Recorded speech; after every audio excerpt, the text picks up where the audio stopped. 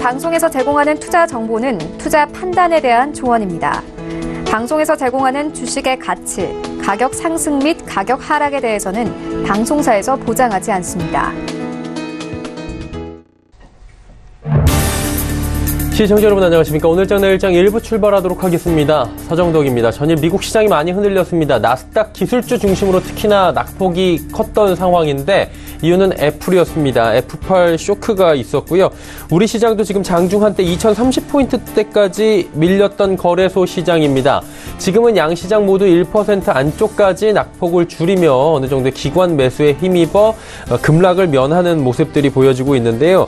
애플의 아이폰 XR 10R 판매 부진 이야기 등이 불거지면서 기술주에 대한 이야기가 나왔습니다. 그러다 보니까 조정이 우리 시장에도 영향을 미치고 있고요. 대장주 삼성전자, SK하이닉스를 비롯한 또한 전기전자 업종 전체적으로 밀리고 있고요. LG노텍 등 애플과 직접적인 연관이 있는 LG노텍 등이 장 초반에 10%대 급락 출발을 하면서 불안한 분위기를 연출했습니다. 현재도 거래소 시장은 낙폭을 줄이긴 했지만 대다수 업종이 하락하고 있는 가운데 전일 큰 폭의 조정이 나왔던 제약바이오주들의 반등이 보입니다. 삼성바이오로직스 전일 20%가 넘게 급락을 했었는데 오늘은 또 10% 위로 반등이 나오고 있고요. 삼성물산 역시 반등에 성공하는 모습입니다. 코스닥 역시 전일 하락했던 제약바이오주들의 어느 정도 소폭의 반등이 나오고 있는 상황이고요. 오늘은 CJ ENM을 비롯한 엔터 업종이 잘 가지 못하고 있는 상황입니다. 시장이 단 하루도 조용할 날이 없는 것 같습니다. 특히나 그동안 좀 잠잠했던 미국 기술주들에 대한 이야기가 느닷없이 나오면서 애플8 쇼크에 우리 시장이 무너진 상황인데 그렇다면 애플 이슈부터 시장을 지금 지배하고 있는 미중 간의 무역 분쟁까지 이슈들 하나하나 또 정리를 해보도록 하겠습니다. 헤드라인 뉴스부터 전해드립니다. 정부의 세수 호조가 이어지고 있습니다. 올 9월까지 세금이 지난해 같은 기간보다 26조 원 이상이 더 거쳤습니다. 기획재정부가 발표한 11월 재정 동향을 보면 올해 9월까지 국세 수입이 233조 7천억 원으로 지난해 같은 기간보다 26조 6천억 원이 증가했습니다. 연간 목표 금액 대비 비율인 세수 진도율은 87.2%였습니다. 세목별로 보면 반도체 호황과 중간 예납 등의 영향으로 법인세가 9월까지 65조 1천억 원 거쳐 세수 진도율이 103.3%를 기록했습니다. 지난달 은행권 가계대출이 주택담보대출을 제외한 기타 대출이 크게 늘며 1년 11개월 만에 가장 큰 폭으로 늘었습니다. 한국은행이 발표한 10월 금융시장 동향을 보면 지난달 은행 가계대출은 한 달 전보다 7조 7천억 원 증가한 815억 5천만 원으로 나타났습니다. 이는 지난 2016년 11월에 8조 8천억 원 증가 이후 23개월 만에 최대폭으로 늘어난 겁니다. 금융위원회 산하 증권선물위원회가 삼성바이오로직스의 분식회계 의혹에 대해 내일 최종 결론을 내릴 전망이어서 주식거래 정지 여부에 관심이 집중되고 있습니다. 증선위가 내일 회의에서 삼성바이오로직스의 고의 분식회계로 결론 짓고 검찰에 고발 조치하게 된다면 삼성바이오로직스 주식거래는 즉시 정지되고 상장 폐지 실질심사 대상에 오르게 됩니다. 미중 간의 무역전쟁이 점차 격화되며 위안화 가치 하락에 대한 미국의 공세가 거세지고 있는 가운데 중국이 영국과의 통화수합 연장에 합의했습니다. 중국 관영 신화통신은 중국과 영국의 중앙은행인 인민은행과 잉글랜드은행이 기존 350억 파운드, 우리 돈으로 51조 2,984억 원 규모의 통화수합을 3년 연장하기로 합의했다고 보도했습니다. 국내 증시 흐름 바로 이어갑니다. 코스피부터 만나보도록 하죠. 코스피 시장이 2061포인트대, 일단 2060포인트대 위로 올라온 상황입니다. 0.9% 하락이고요. 장 초반의 낙폭은 어느 정도 만회하는 모습은 보여지고 있습니다. 하루간의 흐름들 살펴보도록 할까요? 자, 보시다시피 2030포인트대까지 밀려 내려갔다가 시장이 어느 정도의 되돌림은 나오고 있는 상황입니다. 그래도 낙폭이 여전히 1% 내외까지 깊어진 상황이고요. 이게 상승의 그래프가 아닌 부분이 좀 많이 안타깝습니다. 일중으로 보셨고요. 수급주체 보시면 그나마 기관이 좀 사주면서 지수 방어합니다. 금융투자가 1248억 원 사고요. 개인이 또 하락장에서 874억 원 사줍니다. 외국인이 오늘 주로 매도하고요. 전기전자 업종 위주로 많이 매도하는 모습입니다. 2794억 원 외국인 순매도 지금 나오고 있는 상황입니다. 다음 살펴보도록 하죠. 시총 상위주들입니다. 말씀드린 대로 삼성전자, SK하이닉스 2%대, 4%대 급락인데 삼성전자 급락이 조금은 멈췄습니다. 지금 3%, 4% 가까운 하락이었는데 그래도 2%대까지 줄이는 모습 확인이 되고요. 셀트리온은 20만 원 어제 위협을 받고 있는 정확히 20만 원까지 저점을 찍었었는데 오늘 20만 5천 원. 일단 20만 원은 셀트리온이 심리적 저항선을 지키는 모습입니다. LG화학 소폭의 조정이 나오네요. 다음 살펴보도록 하죠. 포스코 현대차 빠집니다. 현대차는 오늘 장중에 10만 원까지 붕괴가 되는 모습. 정말 많이 빠졌다라는 현대차도 생각이 들고요. 포스코도 1.74%나 빠지면서 현대차, 포스코 많이 빠집니다. 최근 들어서. SK텔레콤 지금 상승하는 가운데 보시다시피 삼성바이오로직스가 무려 12%의 급등이 나옵니다. 전일 22%의 급락이 나왔는데 오늘 일부 되돌림이 나오면서 장 초반 20만 원대로 출발해서 30만 원대 안착하고 32만 원, 33만 원대까지 지금 오르락 내리락 하고 있는 모습들 보여집니다. 신한지주 보합이고요. 다음 살펴보도록 하죠. 삼성물산, 일단 삼성바이오로직스가 급등 흐름이 나오면서 삼성물산도 같이 상승하는 모습들 보여집니다. KB금융 하락하는 가운데 네이버가 올라가고요. SK 하락, 삼성생명도 소폭 하락합니다. 다음 살펴보도록 하죠. 자, 665.12포인트 0.85% 하락입니다. 역시나 코스닥도 여전히 낙폭은 1% 내외 진행이 되고 있는 상황입니다. 다음 살펴보도록 하죠. 자, 보시다시피 651까지 빠졌던 지수가 665포인트대까지 올라가고 있는 상황입니다. 장 초반에 일단 공포가 시장을 좀 감싸고 있던 모습입니다. 코스피 코스닥 할 것 없이 장 초반에 쭉 밀렸다가 지금 낙폭 회복하면서 올라오고 있는 상황이고요. 다음 살펴보도록 하죠. 수급 주체입니다. 보시면 기관 외국인 팔고 개인이 삽니다. 개인은 하락장에서 오랜만에 사네요. 836억 원 개인 매수하고요.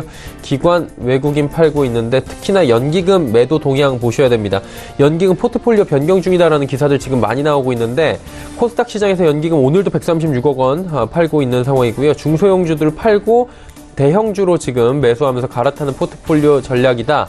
이런 분석들이 나오고 있는 상황입니다. 다음 살펴보도록 하죠. 시총 상위주들인데 전일 많이 빠졌던 셀트리온 헬스케어, 그리고 신라젠, HLB 큰 폭의 반등은 아니지만 1, 2%대로 올라오고 있는 가운데 포스코캠텍 전일 하락장에서도 지금 빛나는 모습을 보여줬는데 오늘 조정이 결국 나옵니다. CJENM이 지금 4%대까지 낙폭을 키워가면서 21만 원대까지 붕괴가 되는 모습 확인이 됐고요. 다음 살펴보도록 하죠. 6위부터 12 종목들입니다. 메디톡스 반등 성공했고요. 바이로메드, 코오롱 티슈준도 반등에 성공했습니다. 하지만 스튜디오 드래곤 10만원 붕괴됐고요. 펄어비스도 1.5%. 전반적으로 게임 엔터 업종이 오늘 힘듭니다. 다음 살펴볼까요? 11위부터 15위 종목들인데 SK모티리얼즈 일단 전기, 전자, 부품주들 오늘 전체적으로 힘겹습니다. 그리고 컴투스, 제넥진 빠지는 가운데 중국 관련 소비주들 오늘도 어렵습니다. 일단 광군제 잘 달리고 있다고 하는데 중국 관련 국내 소비주들은 힘을 못 쓰는 분위기. 파라다이스 빠지고요. 아모레퍼시픽, LG생활건강, 코스맥스, 호텔 신라 할 것 없이 모두 빠집니다. 셀트리온 제약 반등에 성공하네요. 다음 살펴보도록 하죠. 원달러 환율의 흐름인데 큰 변동은 없습니다. 1132원 60전에 거래되면서 원화 강세 흐름 오랜만에 나타나고 있는 모습입니다. 금일폰 방송에서 제공해드리는 정보는 투자 판단에 대한 조언일 뿐입니다. 해당 주식의 가치와 수익률 보장해드리지 않는다는 점 참고해 주시길 바랍니다. 오늘장 이슈 바로 체크합니다. 유한타증권 메가센터 분당점에 백인범 대리 연결되어 있습니다. 대리님 안녕하십니까? 네, 안녕하십니까? 시장이 다행이라고 해야 될까요? 전일 나스닥 기술주들 폭락하면서 특히나 애플 폭락하면서 우리 시장 지금 장 초반에 분위기가 안 좋았는데 오후 들어서는 어느 정도 낙폭 회복하는 모습입니다. 이슈 한번 점검해 주시겠습니까? 네, 일단 아무래도 장 초반부터 하락 요인은 미국 기술주 급락에 따른 IT 업종의 전반적인 하락세가 좀 1차적인 이유로 작용을 했던 점이 가장 좀 컸다라고 보시면 될 것 같고요. 일단 오늘 아마 방송 중에도 많이 들어보셨을 겁니다. 하지만 다시 한번 좀 점검을 하자면 전일 미국 필라델피아 반도체 지수가 4% 이상 좀 하락하는 등 이런 매물출에 따른 이런 하락세는 우리 증시에도 연이은 부담을 주는 상황입니다. 일단 삼성전자, SK하이닉스 현재까지도 낙폭을 좀 회복하지 못하는 모습으로 시장 하락을 장 초반부터 유발했던 모습 좀 보여줄 수가 있는데요. 일단 아무래도 브렉시트라든가 이탈리아 이슈 등도 있긴 하지만 미국 기술 급락의 가장 큰 요인 중에 하나가 애플 이슈 보시면 될 것 같습니다. 일단 오늘 애플의 부품 회사들이 납품을 줄이라고 한 소식이 연이어 나왔던 점, 또 특히 애플의 부품 업체인 스카이웍이 매출 전망을 하향 조정한 데 이어서 루멘텀 역시도 이런 전망치를 하향 조정한 점, 또 거기에 시티, JP모건 등의 증권사에서 반도체 업종에 대한 부정적 전망 등과 더불어서 애플의 목표 주가를 하향했던 소식 또한 영향을 주는 모습입니다. 아무래도 이러한 요인 등은 대표적인 IT 종목인 삼성전자와 SK하이닉스의 하락세를 유발한 점 등과 더불어서 일단 애플의 대표적 부품사로 꼽히는 LG이노텍의 급락세를 좀 유발하는 점 등은 시장에 좀 장 초반부터 부정적인 영향을 주는 상황이었는데요. 일단 관련주에 있어서 좀 의견을 좀 첨언하자면 일단 현재 시점에서의 매도보다는 일단 반등시 비중 축소의 포지션으로 가져가신 전략으로 일단 리스크 관리를 하시는 것이 가장 현실적인 대안이지 않을까 좀 생각을 하고 있습니다. 그리고 오늘 장 그래도 좀 반등을 좀 가져가는 요소 중에 하나가 아무래도 삼성바이오로직스의 반등이다 보시면 될 것 같은데요. 일단 삼성바이오로직스 전일 급락 이후에 오늘 반등을 시도하고 있는 요인 중에 하나는 아무래도 관련한 이슈가 상장 폐지의 최악의 시나리오보다는 관리 종목이라든가 어느 정도의 거래 정지로 가는 그런 시나리오가 좀 부각이 되면서 오늘 급등의 요인으로 작용하고 있다 보시면 될 것 같은데요. 일단 삼성바이오로직스의 반등이 아무래도 제약바이오 업종 내 종목들의 추가 하락을 방어하는 효과, 그리고 투심을 일부 완화시킨 점 등과 더불어서 올릭스라든가 한미약품기 같은 경우에는 그래도 상승을 시도하게 하는 요인으로 작용하고 하는 점, 그런 점으로 투자 심리를 좀 완화시킨 점 등이 일단 오늘 IT 업종의 하락세에도 불구하고 이런 제약바이오 업종 등의 이제 이런 반등이 지수 하락을 좀 방어하면서 좀 오들어서 올라가게 하는 요인으로 좀 작용하고 있다 보시면 될 것 같습니다. 자, 삼성바이오로직스 이슈까지 말씀을 해주셨습니다. 이 외에도 지금 시장을 둘러싸고 있는 국내외적인 이슈들이 많을 텐데 어떤 부분을 조금 더 확인을 해볼까요? 네, 아무래도 변동성 좀 큰 시장이긴 하지만 그래도 제약바이오 업종 내에서 일단 선별적 접근 좀 필요하지 않나 보여지고 있습니다. 일단 전반적으로 시장이 어려운 상황 속에서 그래도 업종 내에서 전반적으로 업종이 다 간다라기보다는 업종 내 이제 핵심 종목들만 좀 추리는 기회로 좀 보시면 좋을 것 같은데요. 일단 최근 주가가 많이 빠진 상황 속에서 저가 매수 기회를 모색하는 상황이 좀 어렵긴 하지만 그래도 활용은 해보셔야 된다 보고 있습니다. 일단 내년 초에 JP모건 컨퍼런스를 좀 앞두고 저가 매수 할 수 있는 종목들이 많이 널려 있는 상황에서 그 안에서 모멘텀이 있는 종목들로 추리는 기회로 보셨으면 좋겠는데요. 일단 신약을 개발하고 있는 업체는 이 JP모건 컨퍼런스를 기점으로 다시금 투자자들의 관심을 받는 사항을 향후 기대해 볼 수 있는 점, 또 그리고 실적 가시성이 높은 업체들 사이에서도 좀 관련돼서 이벤트를 좀 보시면 좋겠다 말씀드리겠고, 실적 가시성이 높은 종목 가운데에선 대웅제약, 동아ST 이렇게 보시면 좋을 것 같고요. 추가적인 기술 수출이라든가 마일스톤 유입 등이 기대되는 한미약품, 또 그 임상 3상 결과를 앞두고 있는 바이로메드 등을 좀 업종 내에서 관심 있게 지켜보시면 좋겠습니다. 제약바이오 업종 중에서도 선별해서 말씀해 주셨는데 시장 전략 마지막으로 들어보도록 하죠. 지금 어떤 전략 필요할 때입니까? 네, 일단 간단하게 말씀드리면 최근 회복한 업종과 아닌 업종을 일단 먼저 구분해 보시면 좋겠습니다. 일단 지금 시장 아무리 급락 시장이다 하지만 최근에 반등 시장에서 못 올라온 업종은 일단 버리시는 전략, 그리고 그래도 회복한 업종을 안에서 좀 향후 투자 전략을 좀 세우시는 전략 좀 보시면 좋을 것 같고요. 일단 회복한 업종 가운데 대표적인 게 항공, 조선 업종의 회복세가 최근까지 긍정적이었던 모습이고, 회복을 못했던 업종은 자동차와 철강 업종입니다. 그렇기 때문에 일단 항공과 조선 업종에 있어서는 하락 시에 좀 저가 매수 타이밍을 잡아보시는 전략 계속 고민해 보시면 좋겠고요. 그리고 주가 회복이 최근 빠른 속도로 진행 중인 손해보험주들에 대한 관심 역시도 지속적으로 두시면 좋을 것 같습니다. 일단 현대해상, 메리츠 화재 등 이런 손해보험주 같은 경우에는 이런 연내 자동차 보험 인상 기대감에 따른 손해율 감소라든가 인상에 따른 이런 내년도 실적 기저효과까지 더해질 것이다라는 기대감 등을 가져볼 수가 있기 때문에 일단 손해보험주 위주의 접근도 좀 가능하실 거다 보고 있고요. 오늘 시장 내에서도 항공업종 같은 경우에도 장중 하락에서 후반 들어선 다시금 보합권 이상으로 올려주는 모습을 보여주고 있는 상황이다 보니 일단 급락 종목을 노리시는 전략도 좋기는 하지만 그 가운데에서 최근에 회복한 업종 내에서의 탑픽 종목 위주로 오히려 매매를 가져가시는 전략이 더 효율적이지 않을까라고 정리해 볼 수가 있겠습니다. 네, 알겠습니다. 시장에 옥석 가르기가 지금 필요한 시점이다라고 정리를 하도록 하죠. 오늘 말씀 잘 들었습니다. 네, 감사합니다. 동아타증권 메가센터 분당점의 백인범 대리와 함께했고요. 이슈 칼럼 이어집니다.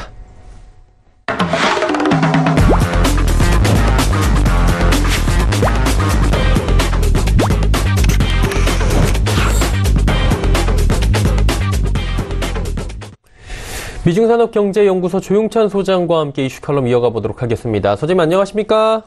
예, 안녕하십니까? 예, 연말 맞아서 소비 회복 신호를 들을 수 있는 여러 가지 분석에 대한 부분을 저희가 이야기해보고자 하는데, 일단 닥터둠으로 잘 알려져 있는 루비니 박사가 또 이제 어두운 얘기를 한 것 같습니다. 2020년도까지 세계적인 불황이 올 것이다 라고 이야기하는데, 이분이 이렇게 불황이나 여러 가지 어려운 얘기한 게 한두 번이 아니긴 하지만, 이번에도 어떠한 또 뚜렷한 근거가 있을 것 같아요. 어떤 이유로 루비니 교수는 경제 불황이 올 것이라고 얘기하던가요? 네, 주요국의 서프라이 지수를 보면은 주가 경기 전망을 미리 알 수가 있는데요. 플러스일 경우에는 경기가 확대 국면에 들었었을 때 나타나는 것이고요. 또 마이너스 같은 경우에는 경기가 정점을 지나고 있을 때 보여지는데요.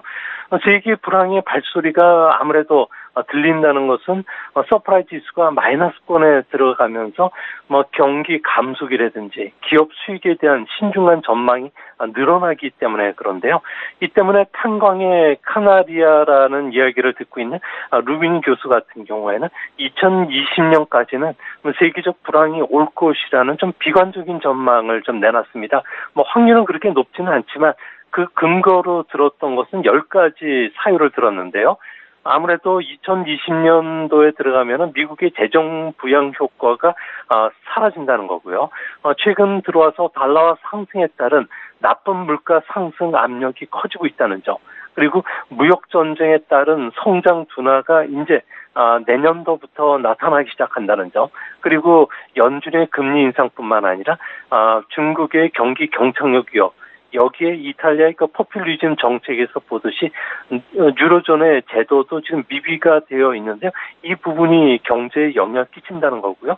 이외에도 전 세계 증시 거품이라든지 그리고 신흥국 국가들의 거액의 달러 부채 그리고 중동의 지정학적 위험으로 인한 글로벌 경기 침체 또 마지막으로 이 같은 퍼펙트 스톰이 덮칠 경우에는 거액의 부채 문제로 인해서 재정 여력을 펼 여지가 별로 없다는 점이 위험 요인으로 지금 들었습니다.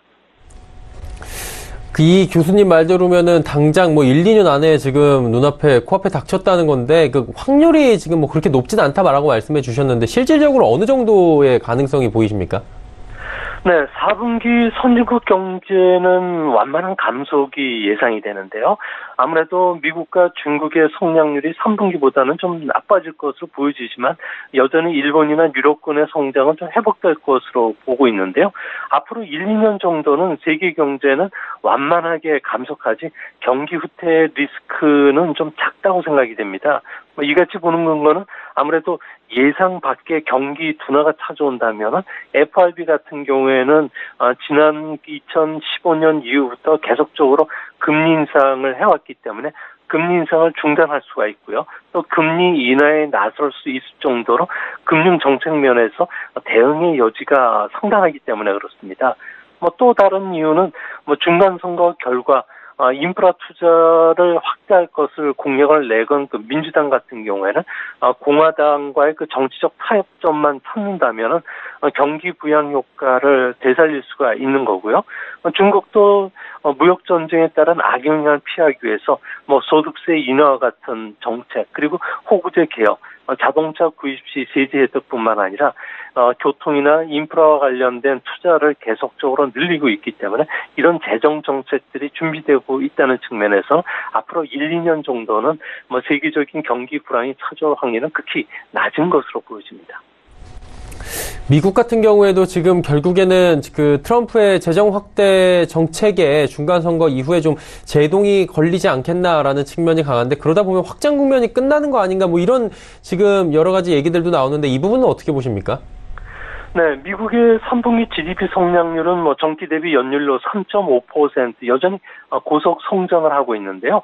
아무래도 미국 경기를 좀 비관적으로 보는 분들 같은 경우에는 장기 금리 상승 요인을 비교 분석하면 인플레이션 리스크를 나타내는 기대 인플레이션보다는 정치적 불확실성에 따른 리스크 프리미엄이 금리 상승의 원인이 됐고 이게 나쁜 금리 상승으로 이어지면서 주가의 걸림돌이 됐다는 것을 지적하고 있는데요.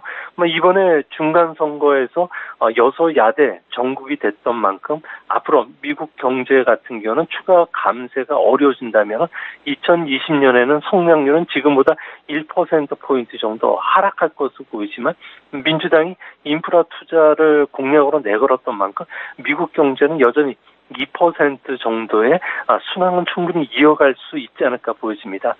경기 감속은 성장률의 정상화를 의미하는 것이기 때문에 경기 후퇴화는 다른 개념인데요. 이 때문에 트럼프의 재정 정책이 아니라 저금리에 따른 투자가 지속적으로 확대되느냐 여부에 따라서 미국의 IT 기업들이 다시 반등을 주어줄 수 있느냐가 결정이 될 것으로 보여지는데요. 미국 같은 경우에는 장기 금리가 꾸준하게 올라가고 있는 상황이고요. 2021년까지는 3.5%까지 올라갈 것으로 보여집니다. 그래도 미국의 명목 성장률은 4% 정도인 점 비교하면 여전히 낮다는 겁니다. 미국은 과거 경기 후퇴 국면에 빠질 때는 장기 금리가 명목 잠재 성장률을 웃돌고 나서 1년 뒤에 찾아왔는데요.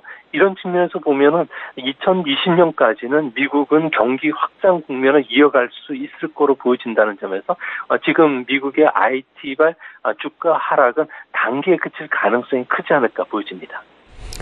자, 미국에 대해서 분석을 쭉 해주셨으니까 중국 한번 여쭤봐야 되는데 미중 간의 무역 분쟁에서 중국의 타격이 굉장히 크다라고 이야기가 나오고 있는 상황입니다. 이런 와중에 중국 경제 4분기 전망 어떻습니까, 지금?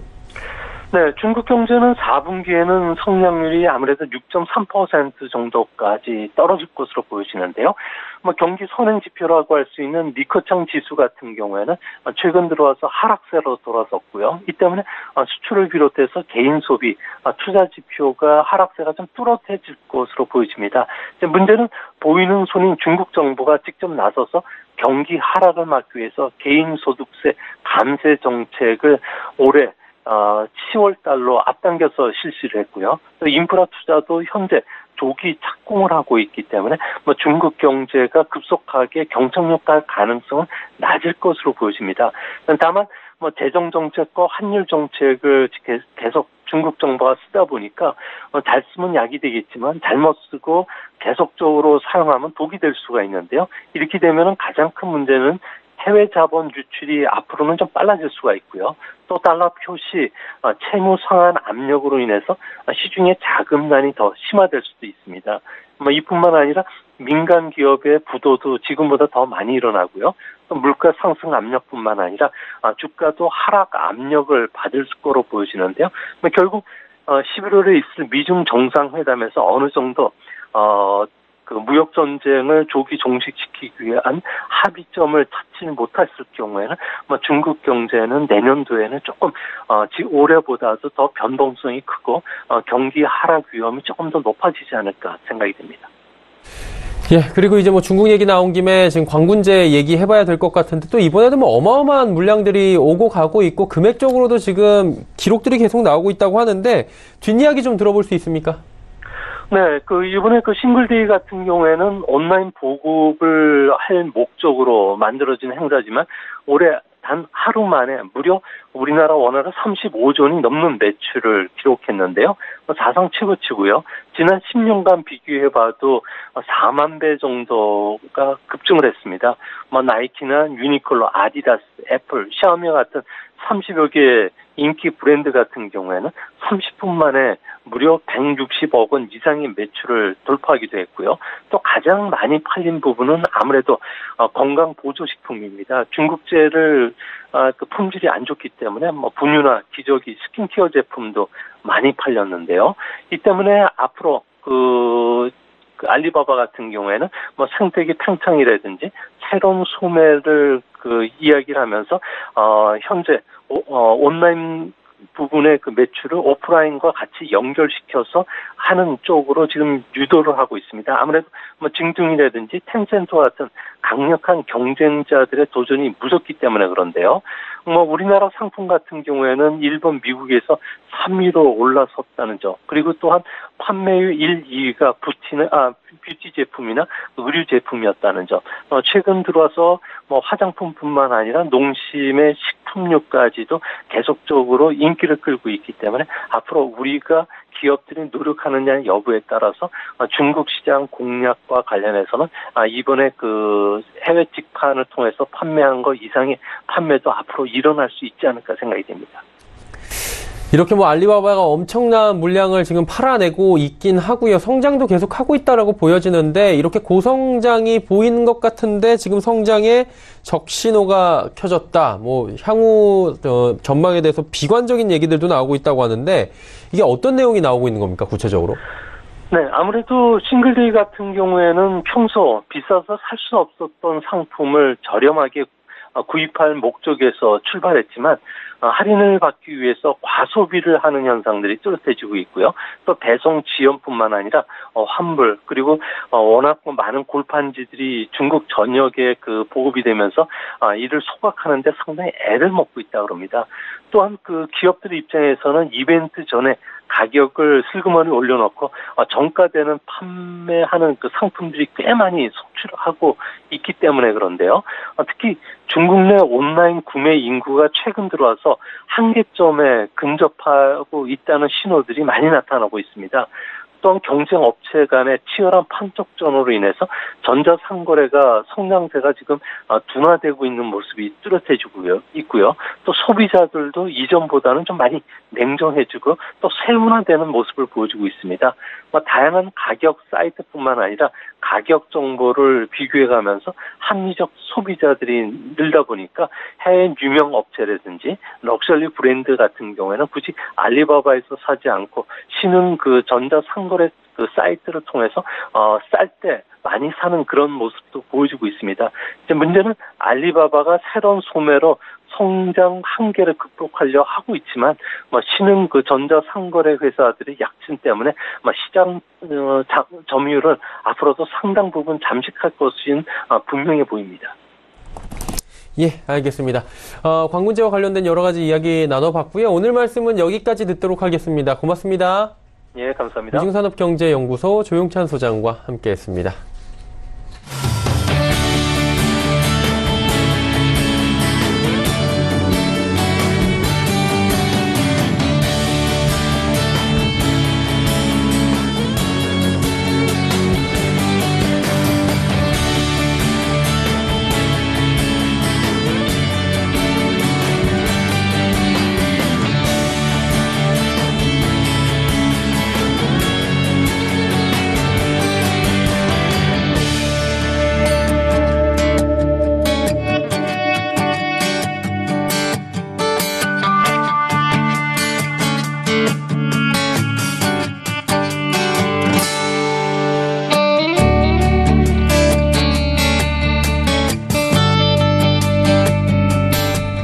오늘 채널 일정 1부 함께 하셨습니다. 잠시 뒤 2부에는 레벨업 트레이딩 타임 시간이 준비가 되어 있습니다. 두 분의 전문가와 함께 종목 이야기 나눠보고요. 종목 상담까지 함께하는 시간이니까요. 2부도 함께해 주시길 바랍니다. 고맙습니다.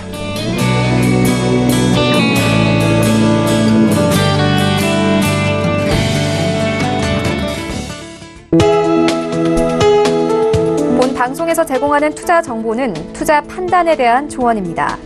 방송에서 제공하는 주식의 가치, 가격 상승 및 가격 하락에 대해서는 방송사에서 보장하지 않습니다.